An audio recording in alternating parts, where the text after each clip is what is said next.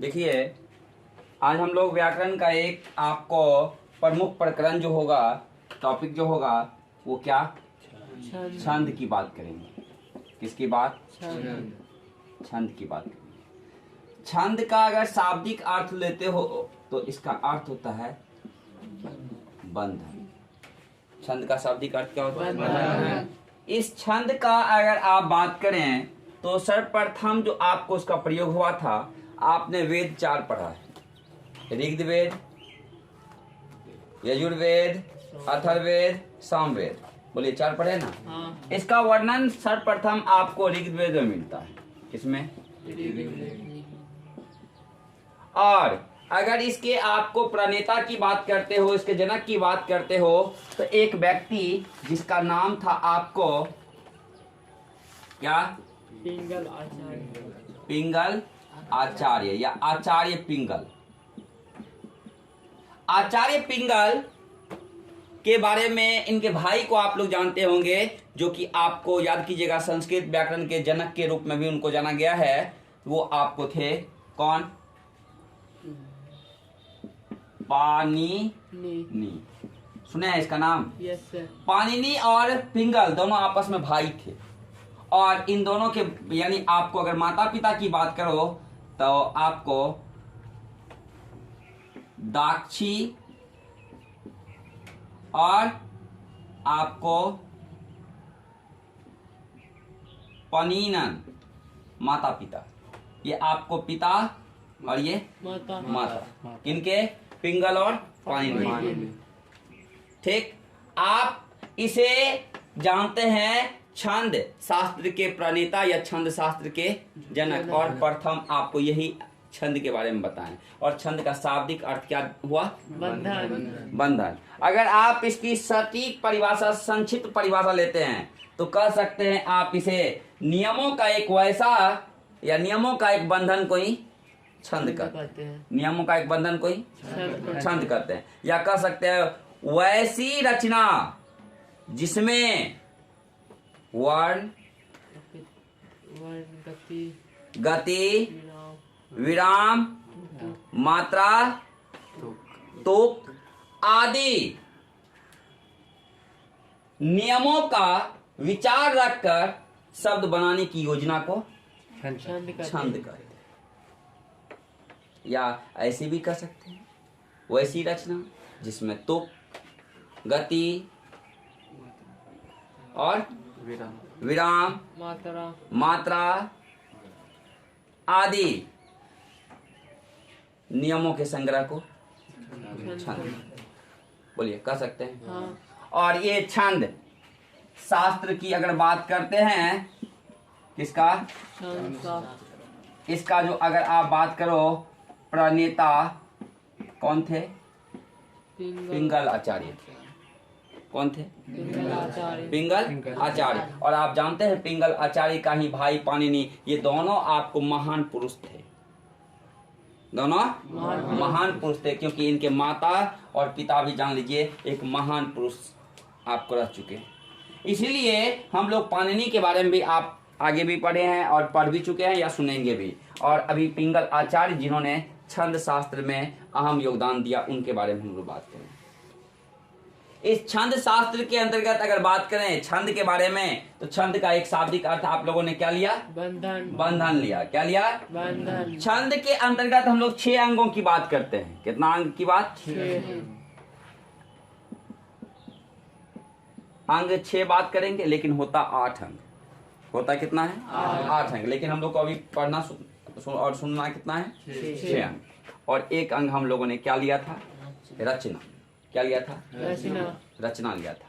क्या लिया था? रचना। मैंने कहा था कि रचना को ही हम लोग पाद या पाद के पढ़ेंगे। कहिएगा सर ये कैसे होगा?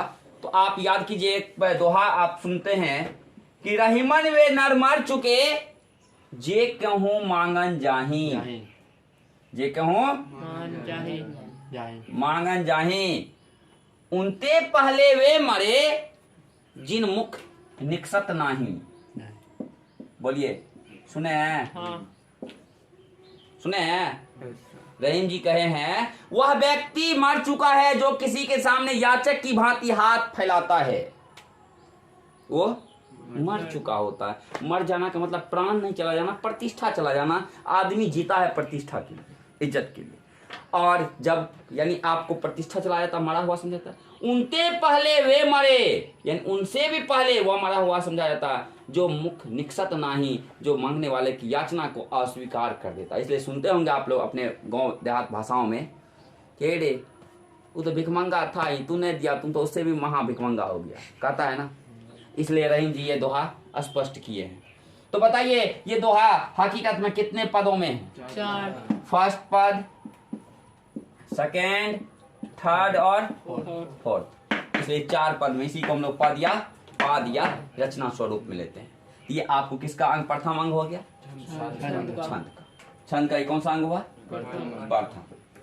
अगर दूसरा में आप बात करें तो वर्ण मात्रा होता है। कौन?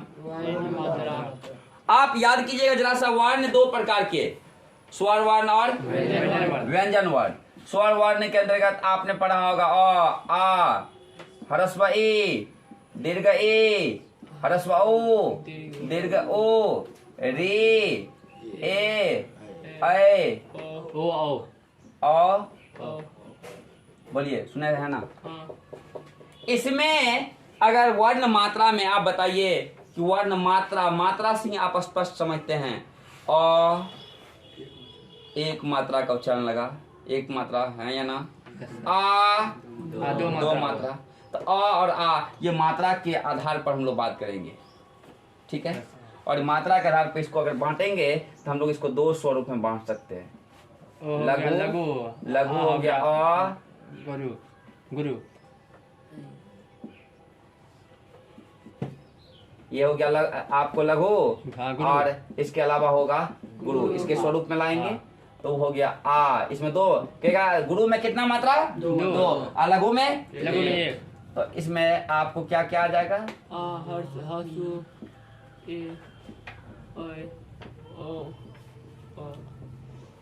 बोलिए हाँ या ना? तो ये आपको मात्रा स्वरूप में भी हम लोग पढ़ेंगे, कोई दिक्कत? अगर हम लोग मात्रा के अलावा बात करते हैं तो तीसरा में क्या लेंगे? गति। क्या?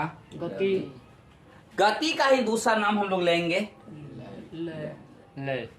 हाँ, आप गति अगर बात करो तो किसी छंद के पाठ के समय जब प्रवाह का अनुभव होता है, जब किसी भी छंद का यानी पाठ के समय पाठक जो प्रवाह करता है यानी आपको उसको गाता है, उस प्रवाह को ही हम लोग क्या करते हैं?